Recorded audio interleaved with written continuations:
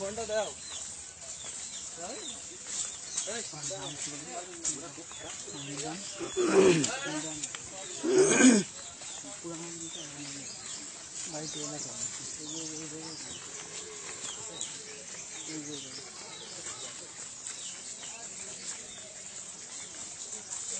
लोग ऐसे मजा में नीचे से तो पागल हो गए तो ये भी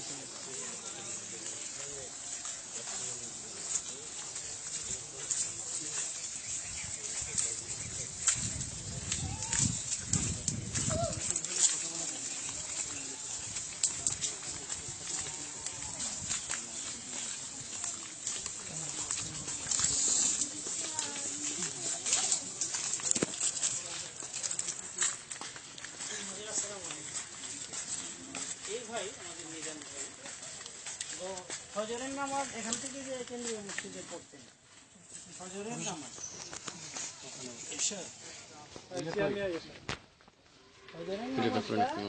কেন্দ্রীয় মসজিদে যে পড়তেন এখান থেকে বসেন দাদা বসেন এমন একটা সময় ছিল ফজরের নামাজ শীতের রাতে এখান থেকে কেন্দ্রীয় মসজিদে পড়া কম ইমানের পরিচয় না অথচ এই ভাই কোন রাগে আমার উপর রাগ করে যে বলে যে আমি খ্রিস্টান হয়ে গেছি অথবা অন্য কোনো অভিযোগ আছে কিনা দিন সম্পর্কে ওনার কোনো অভিযোগ আছে কিনা এটা ওনার কাছ থেকে শুনলে পরের কাছ থেকে শুনলে তো লাভ নাই ওনার কাছ থেকে আমরা শুনি ওনার কাছে হুজুর মেহনত করে আসছেন ঢাকা থেকে আমাকে তো হুজুর অভিযুক্ত করেছেন যে আপনি ওনাকে কেন সংশোধন করতে পারলেন না এই জন্য নিয়ে আসছি হুজুরকে কি নাম আপনার আমার নাম নাজির হোসেন নিদান নাজির হোসেন নিদান বাবার নাম কি ছিল আরে কথা বলেই যাও আপনার আব্বা মা সব তো মুসলমান ছিল আপনি এখন কি পরিচয় আমি ঈশার অনুসারী কেন ঈশা উনি সুপারিশ করবেন সুপারিশ করবেন এটা ডকুমেন্ট দলিল তার কিতাবে আছে কোন কিতাবে ইনজিলে তার কিতাবের কি তার কিতাব এটার কি বলে ইনজিল তো তার উপরে নাজিল হয়েছে এটা কই আছে ইনজিলের কোথায় আছে যে এই কিতাবটা তার উপর নাজিল হয়েছে এটা তো বাইবেলের 4 খণ্ডের কোথায় আছে যে তার উপর ইনজিল নাজিল হয়েছে। এখন কোথায় এসে নাজিল হয়েছে এটা আমার জানা নাই, তবে তার উপরে নাজিল হয়েছে এটা সচরাচর আমরা পড়াশোনা করেছি। আপনি বাপ দাদার ধর্ম ছেড়ে খ্রিস্টান হয়ে গেলেন, আর আপনি খুঁজে দেখলেন না যে আসলে এটা ঈসার উপর নাজিল হয়েছে। আসলে তো খ্রিস্টান ফর নাথিং, খ্রিস্টান বলতে কিছু নাই, আমি ঈসার অনুসারী। ঈসার অনুসারী যে নামেই হন আপনি, ঈসার অনুসারী যে হইলেন, এখন বাইবেল কোনটা কোনটা পড়ছেন? ওল্ড টেস্টামেন্ট পড়ছেন? ওল্ড টেস্টামেন্ট পড়ছে, নিউ টেস্টামেন্ট পড়ছে। ওল্ড টেস্টামেন্টে ঈসাকে যে ইহুদিরা অপবাদ দিছে জারদ সন্তান, পাইছেন এটা? না, ওটা তো বলেই যেহেতু আল্লাহর কুদরত শক্তিতে যেহেতু না না, কুদরত আরেক জিনিস। ওল্ড টেস্টামেন্টে যেখানে ইহুদিরা অপবাদ দিল যে মরিয়ম বেবিচার করছে এবং জেসাস সে জারদ সন্তান, বাইবেলের কোথাও কি তাকে অপবাদ মুক্ত করা হয়েছে যে বাইবেল আপনি বিশ্বাস করি ঈসার অনুসারী হয়েছেন? এখন ঈসার কথা তো শুধু বাইবেলে না, কোরআনেও তো আছে। আপনি কোরআনের কতটুকু বিশ্বাস করেন? আপনি মানদণ্ড কোনটা বিশ্বাসের? আপনি কি বাইবেলকে দিয়ে ঈসার অনুসারী হইতে চান, বাইবেলের বিশ্বাস দিয়ে, না কোরআনকে বিশ্বাস করি ঈসার অনুসারী? এটা তো বাইবেলের উপরেই আমার দেখতে হবে, বাইবেলের উপর যেতে হবে। তাহলে কোরআনের প্রসঙ্গ টানবেন না আপনি? না, আমি দেখছি যেটা সেটা বলবো। না না না, আপনাকে বিশ্বাসের একটা মানদণ্ড ধরতে হবে। তো বাইবেলের 4 খণ্ডের, পৌলের বলেন, মার্কসের বলেন, মথির বলেন, কোন চ্যাপ্টারে ইহুদিদের অপবাদ থেকে তাকে মুক্ত করা হয়েছে কোন একটা ভার্সেস দেখাইতে পারবেন? দেখাইতে পারবেন না? তার মুক্ত কে করে? শোনেন, জেসাস, যিশু, ঈসা, তার উপর ইনজিল নাজিল হয়েছে, এটার একটা প্রমাণ বাইবেলে দেখান। আর তার মা মারিয়ামকে এবং তাকে অপবাদ মুক্ত বাইবেলের কোথাও করা হয়েছে কিনা? এখন যদি করা হয় আপনি দেখাবেন, যদি না করা হয় তাহলে আপনার বিশ্বাস অনুযায়ী আপনি একজন জারদ সন্তানের অনুসরণ করছেন। না, আমি জারদ সন্তান বলিনি, একজন একজনকে বলতে পারে। না না, কথা বলুন, তার ইচ্ছা মতো বললে তো সে জারদ সন্তান। আপনি যদি আমাকে চোর বলেন, হ্যাঁ, আপনি কি চোর? না না না, আমি যদি প্রতিবাদ না করি যে আমি চোর না, তাহলে আমি চোর। আর যদি আমি বা আমার অনুসারীগণ আমাকে অপবাদ মুক্ত করতে পারে যে এনায়েতুল্লাহ আব্বাসী চোর না, তাইলে আপনি মিথ্যা প্রমাণিত হবেন। জেসাসকে, যিশুকে, ঈসাকে অপবাদ মুক্ত করা হয়েছে যুক্তি এবং দলিলের মাধ্যমে, বাইবেলের কোথায় দেখান? এখানে যে একজন একজনকে অপবাদ দিতে পারে না, একজন একজনকে না, ওল্ড টেস্টামেন্ট কথা বলেন, একজন একজন না। আপনি একটা গ্রন্থ, আপনি একটা বই, যে ধর্মের অনুসরণ করছেন আপনি ঈসার, অনুসরণ করার মাধ্যম যে ধর্ম গ্রন্থ, সে সম্পর্কে আপনি কিছু জানলেন না, কিছু দেখলেন না, আদতেই এটা ঈসা রুহুল্লাহর উপর অবতীর্ণ ইনজিল কিনা তাও জানলেন না, দেখলেন না, এবং অপবাদ মুক্ত করা হলো কিনা তাও দেখলেন না। আপনি মহাগ্রন্থ কোরআন, যা শুরু থেকে শেষ পর্যন্ত একটা অক্ষরে কোনো সন্দেহ নাই, ১৫০০ বছর আগ থেকে আজ অবধি, আজ পর্যন্ত কিয়ামত তক কারো পক্ষে একটা ভুল ধরা সম্ভব না, সে নির্ভুল আল্লাহর কিতাব নবীজি মুহাম্মদ সাল্লাল্লাহু আলাইহি ওয়াসাল্লামের উপর অবতীর্ণ এই মহাসত্য কিতাবকে বাদ দিয়ে একটা সন্দেহযুক্ত, মিথ্যা মিশ্রিত এবং অসংখ্য মানুষের হস্ত রচিত একটা গ্রন্থের উপর নির্ভর করে আপনি রাসূলুল্লাহর উম্মত থেকে খারিজ হয়ে ঈসার অনুসারী হয়ে গেলেন। ঈসা তো আপনার উনি তো একমাত্র সুপারিশকারী। এটা কই আছে? সুপারিশ করবে না? আস্তে, আমি একটু শেষ করি। না, রাসূলুল্লাহ সুপারিশ করবে এটা আমার জানা নাই। রাসূলুল্লাহ কোরআনেও নাই। কে বলছে কোরআনে নাই? না, উনি সুপারিশ করবেন কোন জায়গায় লেখা আছে? কোরআনে আছে, হাদিসে আছে, সব। না, কোরআনে কোথায়? মান যাল্লাযী ইয়াশফাউ ইনদাহু ইল্লা বিইজনি। না, আমি জানতে চাচ্ছি যে কোরআনের কোন জায়গায়? আয়াতুল কুরসি। মান যাল্লাযী ইয়াশফাউ ইনদাহু ইল্লা বিইজনি। কে আল্লাহর কাছে সুপারিশ করবে তার অনুমতি ছাড়া? আল্লাহর অনুমতি পাওয়ার পর নবীজি মুহাম্মদ সাল্লাল্লাহু আলাইহি ওয়াসাল্লাম সুপারিশ করবেন। এবং কোরআনের সুস্পষ্ট, আমি শেষ করি, কোরআনের সুস্পষ্ট ব্যাখ্যা হাদিস, বুখারী শরীফে অসংখ্য হাদিস আছে, রাসূলুল্লাহ সাল্লাল্লাহু আলাইহি ওয়াসাল্লাম সুপারিশ করবেন। আদম থেকে ঈসা পর্যন্ত কেউ সুপারিশ করতে পারবে না। ঈসা রুহুল্লাহ মানব জাতিকে বলবেন, ইরজিউ ইলা মুহাম্মাদিন সাল্লাল্লাহু আলাইহি ওয়াসাল্লাম, তোমরা মুহাম্মদ সাল্লাল্লাহু আলাইহি ওয়াসাল্লামের কাছে যাও, ওনাকে আল্লাহ শাফাআতের ক্ষমতা দান করছেন। নবীজি মুহাম্মদ সাল্লাল্লাহু আলাইহি সাল্লাম শাফাআত করবেন, সকল নবীগণও শাফাআত পাবেন, উম্মতও শাফাআত পাবেন। আপনি বলেন ঈসা রুহুল্লাহ শাফাআত করবেন, ঈসা সুপারিশ করবে, হ্যাঁ, এটা ডকুমেন্ট দেন বাইবেলের কোথায় আছে? আর সেই কথাটা যে আল্লাহর কথা বা জেসাসের কথা, এটার প্রমাণ দেন আপনি। মূলত আপনি কি জানেন যে ঈসা রুহুল্লাহর উপর কোন ভাষায় ইনজিল নাজিল হয়েছে? এটা বলতে পারবেন আপনি? কোন ভাষায়? গ্রিক ভাষায়। হ্যাঁ, মিথ্যা কথা।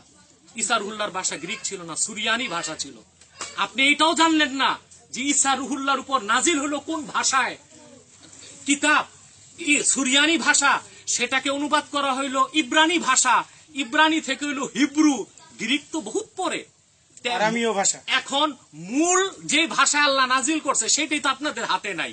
এই নকলটাকে বিশ্বাস করার তো কোনো সুযোগ না, নাই। অনুবাদ কি নকল হয় নাকি? অনুবাদ যে কোরআনেও তো স্পষ্ট লেখা আছে, উনি সাফেদ করে না। আপনার সূরা বাকারার 48 লেখা আছে যে অপেক্ষা করেন ওই দিনের জন্য যেদিন কেউ কারো সাহায্য করিবে না। হ্যাঁ, কেউ এখন হযরত মুহাম্মদ সাল্লাল্লাহু আলাইহি ওয়াসাল্লাম কিভাবে সাহায্য করবেন, সাফায়াত করবেন? এটা তো কোথাও লেখা নেই।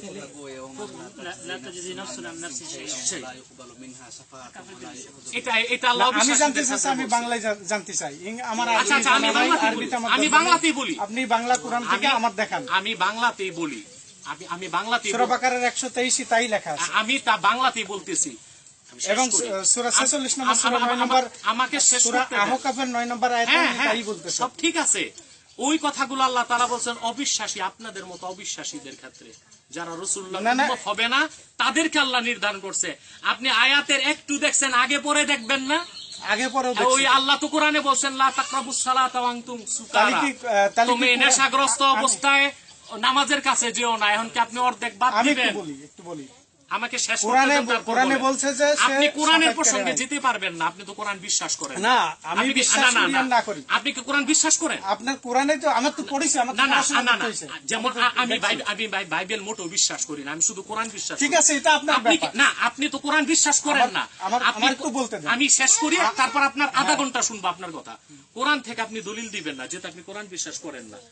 আপনার বাইবেল যে যিশুর উপর অবতীর্ণ হয়েছে, আমি এটা বলিনি যে আমি কোরআন বিশ্বাস করি নাই, এটা আমি বলিনি। এটা আমার চ্যালেঞ্জ। আমি চ্যালেঞ্জ, জিসাস বা যিশুর উপর বর্তমান বাইবেল অবতীর্ণ হয় নাই। এটা আপনার মন্তব্য। না, আমি প্রমাণ দিই, বাইবেল আনেন, আমি প্রমাণ দিই। এটা আপনার মন্তব্য। বাইবেলের মধ্যে এক এক চ্যাপ্টার এক এক কথা। আল্লাহর কথায় বৈপরীত্য থাকে না। আল্লাহ এমন না যে এক কথা বলে আর একটা ভুল। বাইবেলে একটা কথা আছে একরকম, আরেক কথা আরেক রকম। বাইবেলের মধ্যে অসংখ্য মিথ্যা এবং সত্যের মিশ্রণ আমি ঘটছে। কথা বলি, আপনি বলছেন হাদিসে আছে, কোরআন বলছে যে উনি সাফায়াতকারী না। কোরআনে তো আছে, এটা কোরআনে আছে। কোন জায়গায়? কোরআন আয়াত বললো না। আপনি বাংলায় বলেন, বাংলা কোরআন থেকে আমার বলেন কোন জায়গায়? এই যে বললাম, বাংলা অনুবাদ করে না, দিলাম। এখানে তো আমি বলছি সূরা বাকারার 123 আছে, 148 আছে, সূরাতুল বাকারা, আয়াতুল কুরসি। তাহলে কোরআন মিথ্যা নাকি? না, কোরআন চিরসত্য। কত সূরার কত নাম্বার আয়াত? বললাম তো, হ্যাঁ বলে দিচ্ছি। আয়াতুল কুরসি বের করো, 255 নম্বর আয়াত। সূরা বাকারা, কি আছে? সূরা বাকারার 48 কি আছে? সূরা বাকারার 123 কি আছে? হ্যাঁ, কোরআন শরীফ বের করো, বের করে আমাকে দাও, আমি তাকে বুঝাই। সে তো বাইবেলই আনতে পারলো না। আমি আগে এটা আসলে ওই হুজুর মূলত আগ্রহের কারণে আসছেন দেখা সাক্ষাৎ করতে। এটা তো কোনো আমাদের হ্যাঁ এরকম কোনো বিতর্ক না, কোনো আলোচনা সমালোচনা না, করতে এখানে আমি বলি, এখানে তো ফার্স্ট স্টেপেই বিতর্ক শুরু হয়ে গেছে। না না কখনো এটা হ্যাঁ, বিতর্ক না। এখানে মানে বাই কম্পিটিশন শুরু হয়ে গেছে। না, ওইটা আপনি হয়তো প্রসঙ্গটা এরকম না, প্রসঙ্গটা না, কারণে গেছে অরিজিনাল যেহেতু কম্পিটিশন শুরু হয়েছে তখন তো কম্পিটিশনের কথাই কথা বলতে হবে। কথা কিন্তু উনি বলছেন যে পরে লেভেলটা বেশিও শুনবে। আমরা হ্যাঁ কথা শেষ হয়ে এই জন্য আসিও নি, এলাকা ঘুরতে আসছি, সেই সূত্রে ওনারা আপনার সাথে দেখা করতে নিয়ে ঠিক আছে, তাতে অপরাধ না, আসছেন ভালো। আপনি যেটা বললেন না, আপনার ওই প্রথম কথাটাই আমার একটু সমস্যা। যদি আপনি পারেন আমাকে স্পষ্ট করে দিবেন।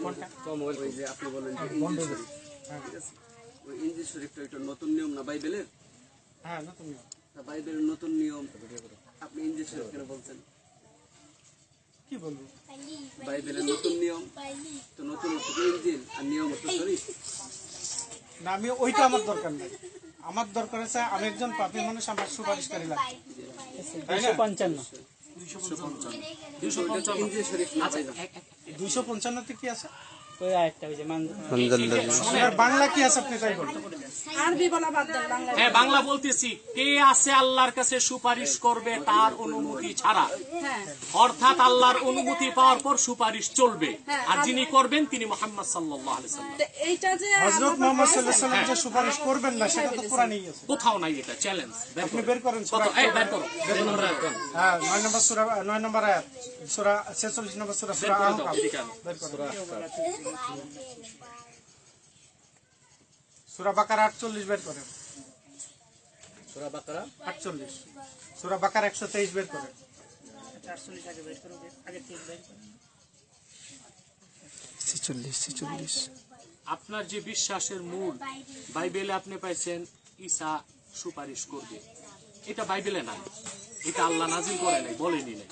আছে সূরা বাইবেলে। না বাইবেলে আছে, ওটা মথির লেখা, লোকের কথা, ঈসার কথা না। ঈসা সুপারিশ করবেন এটা বলেন নাই। ঈসার সাথে ঈসা থেকেই- যদি মানব জাতিকে সুপারিশ করতে ঈসার পারে, সাথে থেকেই তো তাকে লেখছে। যখন শুলে চড়ানো হলো, তাহলে নিজেকে সুপারিশ বাঁচাইলো না করবে কেন? কাকে? সুপারিশ করবে বাঁচাইলো কাকে? না কেন? তাহলে আপনি যদি তাই বলেন, ঈসা কুদরতি শক্তিতে কিভাবে তার সৃষ্টি হলো, জন্ম হলো কিভাবে, কিভাবে হলো? আল্লাহ তাআলা বলছেন কোরআনে কিভাবে হয়েছে। হ্যাঁ মানে আমি বলতে চাচ্ছি যে ভাইজান ওনার বিশ্বাস, চিন্তা, চেতনা সবকিছু তো উনি ইন্দ্রিয় শক্তি থেকে বলতেছেন। হ্যাঁ তো মূলত ওইটাকে যে গ্রন্থটা বা যে অংশটাকে তিনি ইন্দ্রিয় শক্তি মনে করছেন, ওটা তো প্রকৃতপক্ষে ইঞ্জিলই না, না ইনজিলি ওটা তো বাইবেলের নতুন নিয়ম। তো বাইবেলের নতুন নিয়ম শত শত বছর ধরে নতুন নিয়ম নামে চলে আসতো, এখন ওইটা কেন ইঞ্জিল হয়ে যাবে? যেমন ধরেন গীতা, শত শত বছর গীতা হইলো, এখন যদি আপনি বলেন যে ওইটা আপনার পবিত্র মুখ বা পবিত্র তাওরাত, তাহলে এটা পবিত্র তাওরাত কেন হবে? ওইটা তো শত শত বছর ধরে পবিত্র বাইবেলের নতুন নিয়ম, নিউ টেস্টামেন্ট, আল্লাহ ইত্যাদি। তো ওইটা এখন হঠাৎ করে ইঞ্জিল কেন? ইঞ্জিল কেন, ওইটার তো উত্তর আমার দরকার নাই, তাহলে তো এটা ইঞ্জিল। ওটার উত্তর আমার দরকার নাই। কুরআন কেন, এটা আপনি কি উত্তর কোরআন দেবেন? নাজিল থেকেই কোরআন, যখন নাজিল না তা হয় না।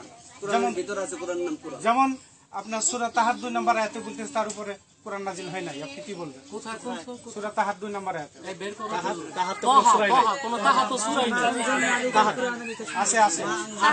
আপনি তো তাহার সূরা আছে কি নেই দেখেন না। তারপরে সূরা তাহার আমার তো 80 নম্বর মুখস্থই আয়াত। আছে, আমার তো মুখস্থই আছে। আমার সূরা তাওবার 80 নম্বর আয়াত বের আচ্ছা করেন। একটা একটা শেষ করেন। সূরা তাওবার আপনি 80 নম্বর আয়াত আপনি বের করেন। ঝগড়া করেন না, আপনি বুঝার চেষ্টা করেন। আচ্ছা, আমি একটা একটা বুঝেন, একটা একটা জবাব দেন। একটা জবাব আমি দিচ্ছি। সূরা তাহাটা পড়ি, আপনি আচ্ছা শুনেন। সূরা তাওবার 80 নম্বর আয়াত বের তাহা করেন। মা আনজালনা আলাইকাল আমি কুরআনা বুঝি না, আপনি লিতাশকা। বাংলায় বলেন। আমি বলতেছি মুহাম্মদ সাল্লাল্লাহু আলাইহি ওয়াসাল্লাম, সূরা তাওবার 80 আপনার নম্বর আমি আয়াত শেষ বের করি, করেন। সে কতটুকু আমার কাছে কোরআনে অপবাদ দিচ্ছে। আল্লাহ সূরা তাহার 2 আয়াতে বলছেন মুহাম্মদ সাল্লাল্লাহু কোরআনটা আমার আলাইহি কাছে দেন, ওয়াসাল্লাম, আমি বের আপনার উপর আমি এই কোরআন কষ্ট করার জন্য নাজিল করি নাই। আমি আপনার উপরে এই কোরআন নাজিল করেছি, অবতীর্ণ করেছি। এই জন্য করি নাই যে কোরআন নাজিলের কারণে আপনি কষ্ট করবেন।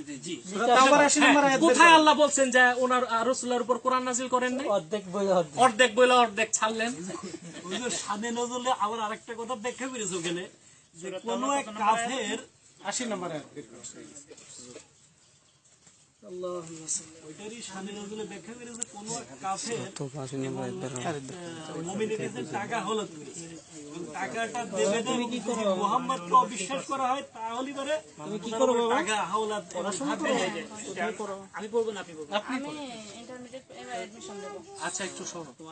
আচ্ছা আচ্ছা শেখ শুনেন, ওনাদের বিভ্রান্তিটা কোন জায়গার মধ্যে আমরা শুনলে পরিষ্কার হবো সবাই, যারা আমরা জানি।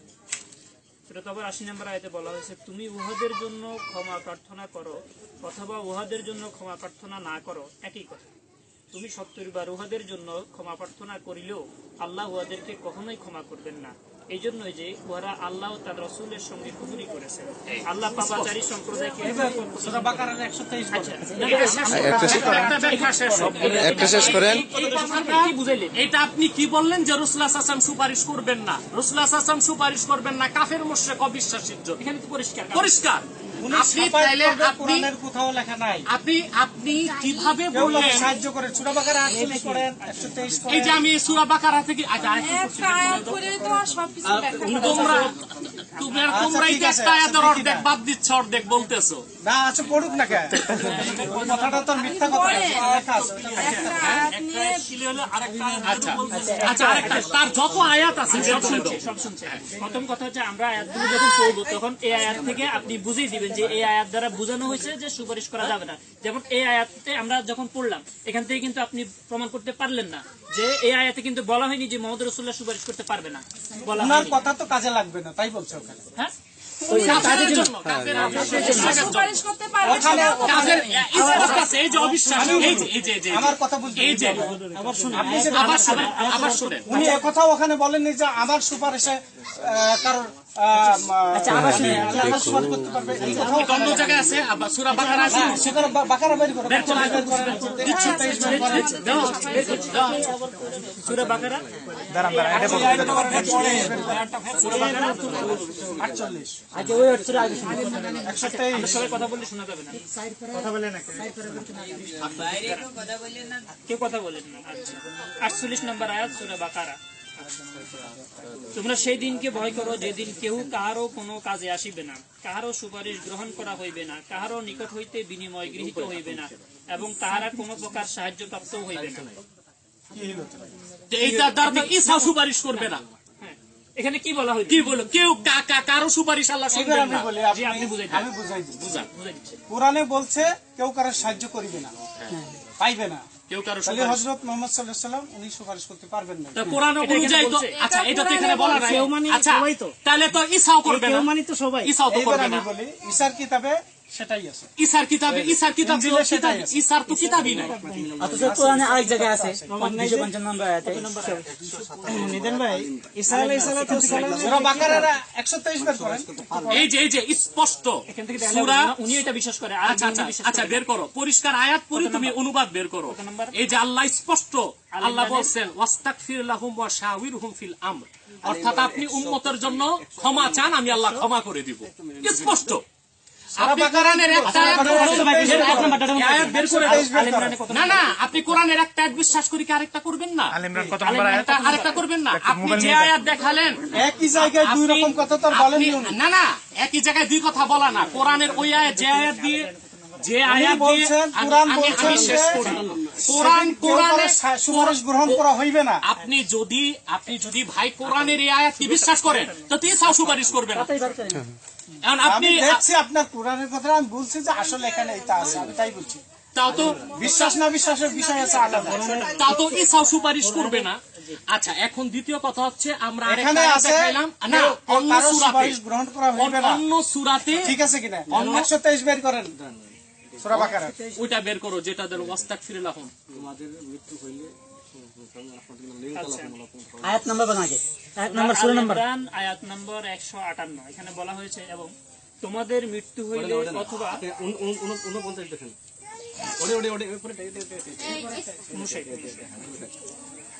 আল্লাহর দয়ায় তুমি তাদের প্রতি কোমল হৃদয় হইয়াছিলে, যদি তুমি রূঢ় ও কঠোর চিত্ত হইতে তবে তাহারা তোমার আশপাশ হইতে সরিয়ে পড়িত। সুতরাং তুমি তাদেরকে ক্ষমা প্রার্থনা করো এবং তাদের জন্য ক্ষমা প্রার্থনা করো এবং কাজে কর্মে তাদের সঙ্গে পরামর্শ করো। অতঃপর তুমি কোনো সংকল্প করলে আল্লাহর উপর নির্ভর করবে, যারা নির্ভর করে আল্লাহ তাদেরকে ভালোবাসে। এই যে স্পষ্ট রাসূলুল্লাহ সুপারিশ করবেন। 123 পড়েন সূরা বাকারা 123 এটা পাইলেন বলছি না। এটা সমাধান দেন। আমি বলছি যে কোরআনের ভিতরে ওইটা লেখা আছে এটাও লেখা আছে না, আগে বলছেন যে কারো কোরআনে নাই, সুপারিশ গ্রহণ করা হইবে না কোরআনে নাই। আপনি বলছেন কোরআন কারীমের মধ্যে বাকারা সুপারিশের 123 কথা নাই, রাসূল সুপারিশ করবেন না আপনি বলছেন। অথচ এখানে পাওয়া গেল। পাওয়া গেছে, আছে স্পষ্ট, আল্লাহ রাসূল সুপারিশ করবেন, আমাদের জন্য ক্ষমা চাইবেন, আল্লাহ ক্ষমা করবেন। এখন এটা মানছেন কি এই যে এটা যে বললো যেমন আল ইমরানে কত বলা নম্বর? হলো 159 সূরা তাওবার 80 তাই না কারোর ব্যাপারে সুপারিশ করলেও গ্রহণ করা হইবে না শুকরিয়া, এগুলো বুঝেছি। আমি বলি আপনাদের, উনি একজন সাধারণ মানুষ, সাধারণ শিক্ষিত মানুষ। আপনি যে মানের আলেম, যে পড়াশোনা আপনি করেছেন, উনি নিজেই স্বীকার করেছেন যে উনি আরবি বোঝেন না, আরবি বলে ওনাকে লাভ নেই। এবং উনি এটাও বলেছেন যে আমি ইঞ্জিলও ইব্রানি ভাষা বা সুরিয়ানি ভাষা এটাই জানা নাই। এটা আমি জানি না, উনি এটা স্বীকার করেছেন। তো যেহেতু উনি এগুলো প্রথমেই স্বীকার করেছেন, এখন ওনাকে আমরা বরং এই অপশন দেই যে আপনি যেহেতু যে কোনোভাবেই এই চিন্তাটা আপনার মাথায় ঢুকে আপনি আপনার দিক থেকে হয়তো সঠিক মনে করছেন অথবা অন্য কোনো কারণে সঠিক মনে করছেন, আসলে এটা একটা ভুল জায়গায় আপনি আছেন। সঠিকটা জানতে হলে আমাকে মূলে যেতেই হবে। কি বলেন ভাই? মূলের তো কোনো বিকল্প নাই।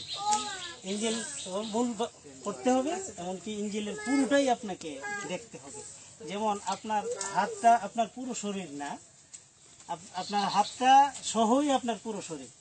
এখন আপনি যদি হাতটা বলেন যে এটাই আমার শরীর, তাইলে গোটাটা আপনি অস্বীকার করলেন, তাইলে আপনি থাকছেন না। তদ্রুপ দিন বুঝতে হলে পুরোটা পড়তে হয়। আপনি ইঞ্জিলই পড়েন, নতুন নিয়ম পুরান নিয়ম যাই পড়েন, ইঞ্জিল নাই এখন। ইঞ্জিলের কোনো প্রমাণ দুনিয়াতে কেউ দেখাইতে পারবে না, খ্রিস্টানরাও দেখাইতে পারে না।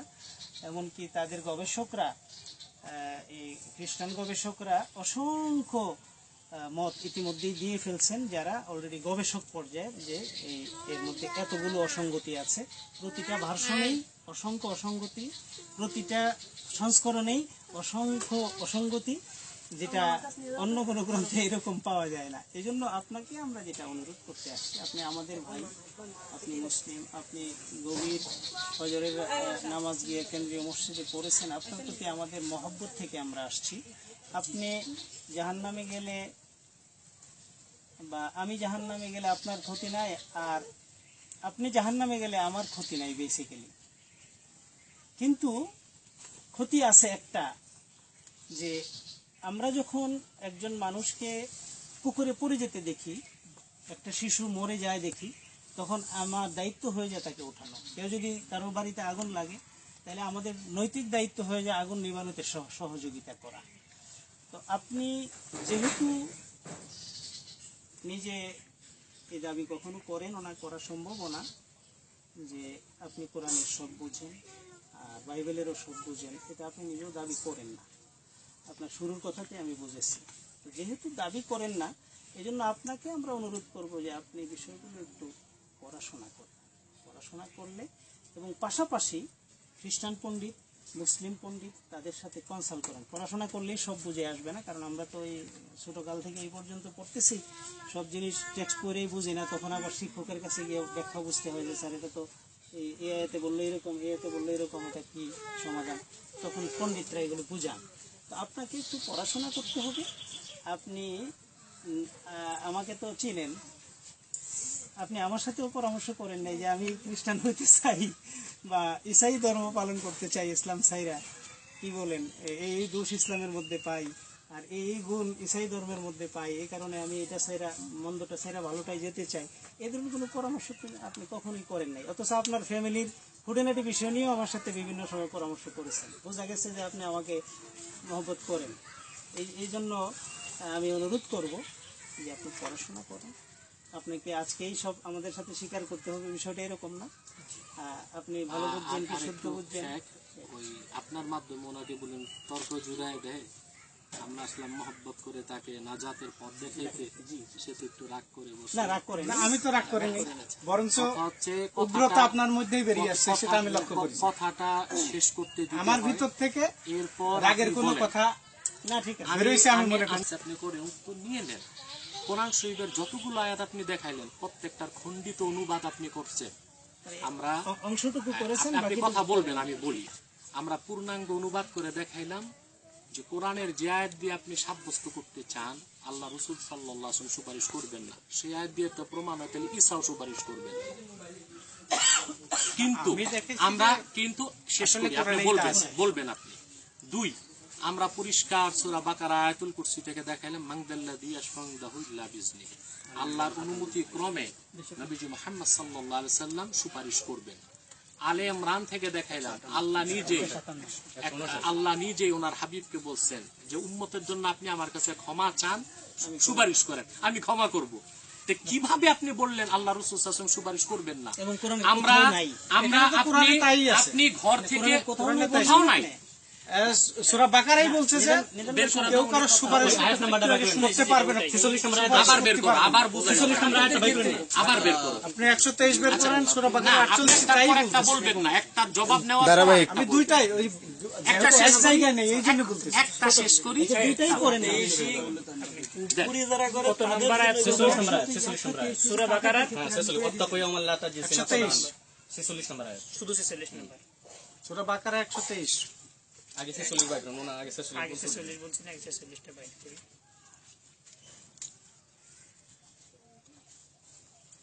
46 সূরা বাকারা 46টাই ধরে নিচ্ছি না। ওনার 48 এর মধ্যে ওনার দাগ আছে। 48 সূরা বাকারার 48 মনে হয় আপনি বলছিলেন। 48 পর অনুবাদ। ওনার দাগ আছে যেগুলো উনি বলতেছে সবগুলো শুনে। মাত্র আগের আয়াত থেকে পড়লেই হবে, হে বনি ইসরাইল। জি জি, এর একটু এক আয়াত আগে থেকে আমরা বলতেছি। বলেন। হে বনি ইসরাইল, আমার সেই অনুগ্রহকে স্মরণ করো যত দ্বারা আমি তোমাদেরকে অনুগৃহীত করিয়াছিলাম এবং বিশ্বে সবার উপরে শ্রেষ্ঠত্ব দিয়েছিলাম। তোমরা সেই দিনকে ভয় করো, যেদিন কেহ কাহারও কোনো কাজে আসিবে না, কাহারও সুপারিশ গ্রহণ করা হইবে না, কাহারও নিকট হইতে বিনিময় গৃহীত হইবে না এবং তাহারা কোনো প্রকার সাহায্য প্রাপ্তও হইবে না। এখানে বনি ইসরাইলের কথা বলছে, ঈসা নবী কারো সুপারিশ করতে পারবে না, এটাই এখানে এটাই বোঝানো হয়েছে। ঈসা কারো সুপারিশ করতে পারবে না। হে বনি ইসরাইল, আল্লাহ শুরুতেই সম্বোধনটা বলছেন, কাকে করলো? ইয়া বনি ইসরাইল, যেটা বাংলা হে বনি ইসরাইল। তুমি বুঝেছো, তুমি শিক্ষিত। দেখো ভালো করে দেখো, এই যে 20 পৃষ্ঠা বনি ইসরাইল কারা এবং বনি ইসরাইল না কারা? হ্যাঁ হ্যাঁ ঠিক আছে। ইসরাইল হলো ইহুদিরা আর কি। আমি বলি, আমি তাকে ব্যাখ্যা দিয়ে দিই। হযরত ইব্রাহিম আলাইহিস সালামের ছেলে ইয়াকুব, ইয়াকুবের বংশধররাই তো সব শেষ বনি করি, ইসরাইল। আমি শেষ তার করি। 12 বংশই তো বনি ইসরাইল। আপনি তারাই সবই আছে। আপনি কথা শেষ করেন, আমি কথা শেষ করি। মুসলমান বনি ইসরাইল না, কিন্তু মুসা ও ঈসার অনুসারীরাই বনি ইসরাইল। হযরত ইব্রাহিম আলাইহিস সালামের ছেলে হযরত ইসমাইল, ওনার বংশে আল্লাহর হাবিব নবীজি মুহাম্মদ সাল্লাল্লাহু আলাইহি ওয়াসাল্লাম এসেছেন। আর হযরত ইব্রাহিমের আরেক ছেলে হযরত ইসহাক, তার ছেলে হযরত ইয়াকুব। ইয়াকুবকে বাইবেলে জ্যাকব বলা হয়েছে এবং তারই আরেক নাম ইসরাইল। হযরত ইসহাকের নাম ইসরাইল। এর থেকে হযরত ইসহাকের সন্তান হযরত ইয়াকুব। হযরত ইয়াকুবের 11 সন্তান, তার মধ্যে একজনের নাম ছিল ইয়াহুদা। ইয়াহুদা থেকে ইহুদি, এই ইহুদিদেরই নাম বনি ইসরাইল, ইয়াকুবের ইসহাকের বংশধর। বনি ইসরাইলের মধ্যে নবী হিসেবে আসছে হযরত ঈসা। হযরত ঈসার উদ্দেশ্যে আল্লাহ বলছেন বনি ইসরাইলকে লক্ষ্য করে, হে বনি ইসরাইল, অর্থাৎ ইহুদিগণ, এবং ঈসা আসছে যাদের জন্য, যাদের কাছে, তাদেরকে আল্লাহ লক্ষ্য করে বলছেন, আমার সেই অনুগ্রহকে স্মরণ করো যত দ্বারা আমি তোমাদেরকে অনুগৃহীত করিয়াছিলাম এবং বিশ্বের সবার উপরে শ্রেষ্ঠত্ব দিয়েছিলাম। তোমরা সেই দিনকে ভয় করো, যেদিন কেহ কাহারও কোনো কাজে আসিবে না, কাহারও সুপারিশ গ্রহণ করা হইবে না, কাহারও নিকট হইতে বিনিময় গৃহীত হইবে না এবং তাহারা কোনো প্রকার সাহায্য প্রাপ্ত হইবে না। ঈসা সুপারিশ করতে পারবে না, এটাই স্পষ্ট। এবার আমি একটু বলি। আল্লাহ ইসহাকের বংশের মধ্য দিয়ে তার চিরকালের ব্যবস্থা গ্রহণ করেছিলেন, কিন্তু সারা ছিল হচ্ছে গিয়ে বাদশাহীদের আদিমাতা, কিন্তু ইসমাইলের বংশের মধ্য থেকে তা আদিমাতা হয় নাই। এটা তো অন্য প্রসঙ্গ। আপনার যে ওইটা ওইখান থেকে তো, আপনি তো ওইখান থেকে আপনার দাবি হুজুর সাহেব ওইখান থেকেই কথা বলেছেন, না, আপনার দাবি ওইখান থেকে কথা বলেছেন। ইসমাইল এবং ইসহাকের মধ্য দিয়ে কথা বলেছে, কিন্তু আল্লাহ যখন আপনার দলিলের জন্য তারাই কথা ইব্রাহিম আলাইহিস সালাম যখন আল্লাহর কাছে বললেন যে তুমি আমার ইসমাইলকে রেখে রেখো, তখন ইসমাইল আল্লাহ বলেছিলেন আমি শুনলাম, কিন্তু আমার চিরকালের ব্যবস্থা রাখবো ইসহাকের মধ্য দিয়ে, ইসহাকের বংশের মধ্য দিয়ে, আর সে সারা হবে আর বাদশাহীদের আদিমাতা। এখানে ব্যাখ্যা আমি বলছি কি যে এভাবে ধরেন আপনি কথা বললেন, আমরাও বললাম, আমরা একটা ব্যাখ্যা করলাম, আপনি একটা ব্যাখ্যা করলেন, তো এইভাবে কথা বললে আমার মনে কথা কখনো শেষ হবে না। আমি মুরব্বীদের সামনে কথা বলতে চাইলাম না, কিন্তু দেখছি যে লম্বা হয়ে যাচ্ছে, এই জন্য আমি আপনার ওই কথার আনসারটা আমি বলি। একটা কথা আপনি আমার কথাটা বলতে দেন। তো মূল বিষয়টা হলো যে আমি যেটার উপর ভিত্তি করে কথা বলছি, আপনি এর উপর ভিত্তি করে কথা বলছেন না, বরং অন্য আরেকটা জিনিসের উপর। তো আপনি যে ভিত্তির উপর কথা বলছেন সেটা হলো ইনজিল শরীফ, বুঝলেন?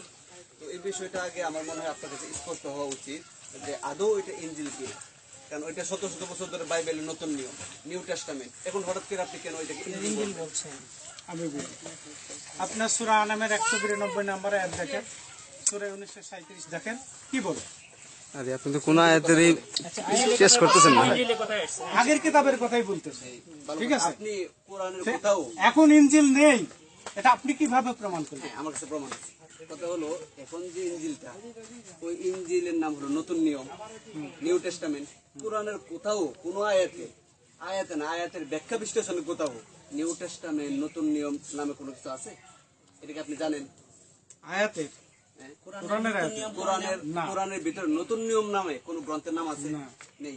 ইনজিল আছে। ওই নতুন নিয়মটাকে আপনি ইনজিল বানায়া কোরআনের ভিতরে ঢুকাইতে চাইছেন। না, এটা লাভ কি? কার লাভ? এত আপনার এগুলো লাভটা কি? কি কারণে এগুলা করতেছে? কে এটা করতেছে? আপনারা জানেন না, এটা ঠিক কথা না। কেন?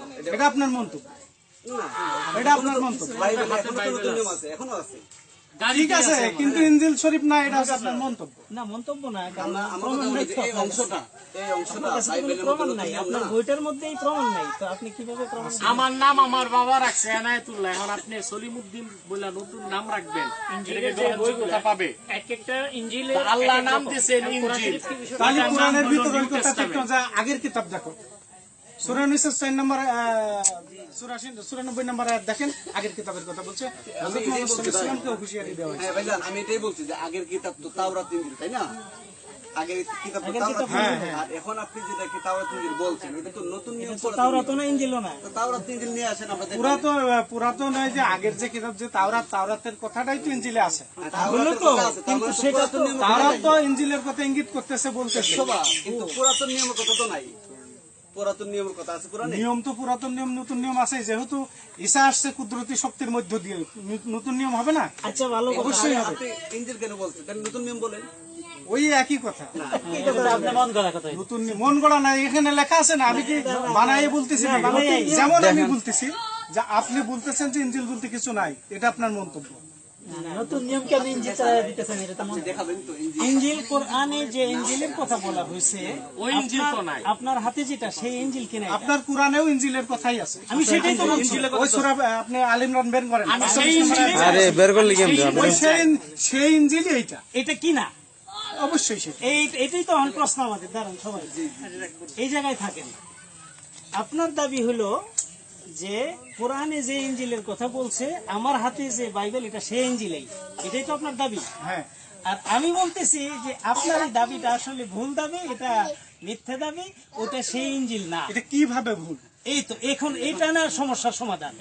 আমি যদি এটা ভুল প্রমাণ করতে পারি, তাইলেই তো আপনি সন্তুষ্ট। আর যদি আপনি এটাকে সত্য প্রমাণ করতে পারেন, তাহলে আমি সন্তুষ্ট। এই না কথাটা। সমস্যা তো এখানে আপনারও না, আমারও না। সমস্যা হলো আমরা চাই সত্যটা। আমি হ্যাঁ, দাবি- ওইটাই কথা। হ্যাঁ, আমরা আমি দাবি- চাই সত্যটা। হ্যাঁ। সত্যটা কি? তাই না? তাইলে আমি দাবি করছি যে কোরআন যে ইনজিলের কথা বলছে, আপনার হাতে যে Bible old testament new testament নামে আছে, সেটা সেই ইনজিল না। এটা হলো আমার পরিষ্কার বক্তব্য। আর আপনার বক্তব্য হলো যে না, এটা সেই ইনজিলেই। এই না কথাটা? প্রমাণ লাগবে না? আমি যদি দাবি করি, আমার দাবির পক্ষে প্রমাণ লাগবে না? অবশ্যই। যে এটা সেই ইনজিল না, আমি প্রমাণ দিতে হবে। আবার আপনি যখন দাবি করছেন যে না, এটা সেই ইনজিলেই, তাহলে আপনারও তো প্রমাণ দিতে হবে। নাকি আপনি এটা বলবেন যে না, প্রমাণ টমান বুঝি না, যা আছে এটাই বিশ্বাস করি। আপনারটা প্রমাণ লাগবে, আমারটা প্রমাণ লাগবে না, এরকম কিছু বলা যাবে না। না, এখানে তো প্রমাণের অনেকগুলো পয়েন্ট দেখাতে হবে, হ্যাঁ, সেটাই তো তাই না? বলছি। হ্যাঁ, এই যে অনেক এই ইনজিল সেই ইনজিল না, কেন এই ইনজিল সেই ইনজিল না? হ্যাঁ, এটাই। এটা কি কারোর ব্যক্তিগত স্বার্থের ব্যাপার আছে নাকি? আচ্ছা, এটা মুসা সাহেব বলুন। আমি সেটাই বলছি যে এটা বললেন না। আমাদের কাছে পবিত্র বাইবেল এখনো আছে, এবং একটা না, আমার কাছে 14টা আছে। 14টা ঠিক ভাষা আছে। আছে। তো এখন পবিত্র বাইবেল যে নতুন নিয়মটা, এর ভিতরে যা আছে ইনজিল শরীফ তাই তো নাকি? তাইলে পবিত্র বাইবেল নতুন নিয়মটাই ইনজিল শরীফ, তাই না? তো আমরা বলতে চাচ্ছি যে কোরআনের মধ্যে পবিত্র বাইবেলের নতুন নিয়মের কোনো নাম গন্ধও নাই, এমনকি দুনিয়ার কোনো গ্রন্থেও নাই। আর এখন পর্যন্ত আমার কাছে আরবি এডিশনও আছে, এখন পর্যন্ত আরবিতে ওই নতুন নিয়মের মধ্যে আল আহদুল জাদিদ লেখা, আল আহদুল জাদিদ নবসন্ধি। তো এখন বাংলাদেশে ওইটা এসে ওই কয়েক বছর ধরে ওইটা ইংরেজি শরীফ হয়ে গেছে। তো কয় বছর হবে? এখন শুনেন, নাম 2 দিছে বছর আর হোক, কি। আমার কথা হলো যে ওইটা ঈসা আলাইহিস সালাম চলে গেছে মুহাম্মদ রাসূলুল্লাহ দুনিয়াতে আসারও 550 বছর আগে। মুহাম্মদ রাসূল চলে গেল প্রায় 1500, মানে মোটামুটি 2000 বছর। তো সর্বোচ্চ আপনি 100 বছর আগে 100 বছর আগের কোন ইনজিল দুনিয়াতে ছিল এরকম দেখাতে পারবেন না। আমার প্রশ্ন হলো, অবশ্যই তা না হলে পরে আমি যে কথা বলছি আমার প্রশ্ন হলো ভাইজান, আমি প্রশ্ন শেষ করে দিই। আমার প্রশ্ন হলো যে 1800 বছর একাধারা 1800 বছর ধরে যেটা নতুন নিয়ম, নবসন্ধি, নিউ টেস্টামেন্ট এই নামে চলে আসছে, ওইটা এখন কেন ইনজিল শরীফ হয়ে গেল? ওইটা কি গালিয়াতি না?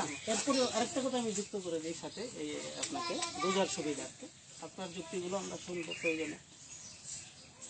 এই যে ইঞ্জিল শরীফ যেটাকে আপনি বলছেন যে এগুলো আমার হাতে যেটা ইঞ্জিল শরীফ এটাও ইঞ্জিল, আমার হাতে যে 11টা ভার্সন আছে, 11টা ইঞ্জিল শরীফের 11টা ভার্সন আছে। আর ভার্সন কিন্তু 11টা না, ভার্সন শত শত হয়েছে।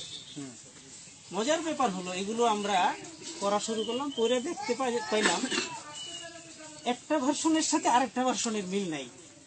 এখন কোনো ধর্মগ্রন্থ যদি একটা ভার্সনের সাথে আরেকটা ভার্সন না মিলে তাইলে আপনি কোনটাকে সত্য বলবেন? যেমন 11টা 11 রকম কথা কয়, তাইলে আপনি কোনটাকে সত্য কইবেন? আর কোরআন শরীফ যদি দুনিয়ার গোটা দুনিয়ার যে কোনো জায়গা থেকে যে কোনো ভার্সন আনেন, সবগুলো এক কথা কয়, তাইলে আপনি কোনটা নেবেন?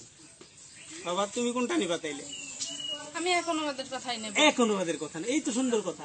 তা আমরা শুধু এই কথাটা আপনাকে বলতে আসছি যে আপনি এগুলো একটু স্টাডি করেন। তর্ক বিতর্কের এখানে বিষয় না। না, তর্ক বিতর্ক তো ভালো জিনিস না, না কখনো না। এখানে আরেকটা বিষয় আছে, উনি কথাটা পয়েন্টে তর্ক বিতর্কের কোনো দরকার নাই। আমি আপনাকে শুধু এই প্রমাণটা আজকে দিয়ে গেলাম যে আমার কাছে এবং আপনার, যেহেতু আপনি ইসাই ধর্ম এখন স্টাডি করছেন, আপনার কাছে তো ওই ভার্সনগুলোর কোনো অভাব হওয়ারই কথা না। আপনি দুনিয়াতে যত ইসাই ভার্সন আছে সবগুলো কালেকশন করেন। যদি আপনার না থাকে আমাকে বলেন, আমি সহযোগিতা করি আপনার ভাই হিসাবে, কারণ আপনাকে আমি মহব্বত করি। আপনার ভাই হিসাবে আমি আপনাকে পৃথিবীর যত ভার্সন আছে যদি আমি 3 লাইন না দিতে পারি, ইন্টারনেট থেকে নামাই আপনাকে দেব। সবগুলো ভার্সন পড়ে দেখেন, একটা ভার্সনের সাথে আরেকটা ভার্সনের মিল নাই, একটা অনুবাদের সাথে আরেকটা অনুবাদের মিল নাই, একজন লেখকের ইঞ্জিলের সাথে আরেকজন লেখকের ইঞ্জিলের মিল নাই। কিন্তু আমি কৌতূহলী হইয়া কোরআন শরীফের অনুবাদ বিভিন্ন ভাষায় কালেকশন করেও দেখলাম যে একটার সাথে আরেকটা হুবহু মিল, কোনো পার্থক্য নাই, বক্তব্য সবাই। এখন আপনার ইঞ্জিলে যদি এই ভার্সনে বক্তব্যটা থাকে এরকম, আরেক ভার্সনে যদি থাকে তার উল্টোটা, তাইলে সঙ্গত কারণে আপনি মানুষ হিসাবে একটু আগে যে বললেন যে আমার কার এত ব্যক্তিগত স্বার্থের ব্যাপার আছে এগুলোকে বদলাইবার জন্য, আসলে আমিও তো তাই মনে করি। ধর্মগ্রন্থ বদলানোর এমন কার স্বার্থ জাগলো? তো যদি পার্থক্য হয় তাইলে তো নিশ্চয়ই কোথাও না কোথাও গোলমাল হয়েছে, এটা মনে করাই স্বাভাবিক। কিন্তু আবার এটা ঠিক না যে কোথাও না কোথাও গোলমাল হয়েছে, নাইলে এরকম পার্থক্য হচ্ছে কেন? ধর্মগ্রন্থ তো আল্লাহর কিতাব, এটা তো পার্থক্য হওয়া উচিত ছিল না। যেহেতু পার্থক্য হয়েছে তাইলে বোঝা গেল এটা আল্লাহর কিতাব না, বরং আল্লাহ যে কোরআনে বলছেন যে আমি কোরআনে এই ইব্রাহিম, ঈসা, মুসার গ্রন্থের সমস্ত কিছু কোরআনে সংযোজন করে দিয়েছি, এই কোরআনই পূর্ববর্তী গ্রন্থগুলো সত্যায়নকারী হিসাবে তোমাদের কাছে পাবার, বাকিগুলো সত্যায়নকারী হিসাবে দাঁড়াইতে পারবে না, কারণ এগুলো এক এক ভার্সন এক এক রকম হয়ে গেছে। মানুষ বদলাই ফেলছে, মানুষেরা এগুলো বদলাইছে, আল্লাহ বদলায় নাই। মানুষ যদি ঠিক রাখতো তাইলে আখিরি নবী পাঠানোর দরকার হতো না, আখিরি কিতাব পাঠানোর দরকার পড়তো না। আল্লাহ তাআলা এই কারণেই মুসাদ্দিকাল লিমা বাইনা, আরেকটু আমি সংযোজন করি ভাইকে।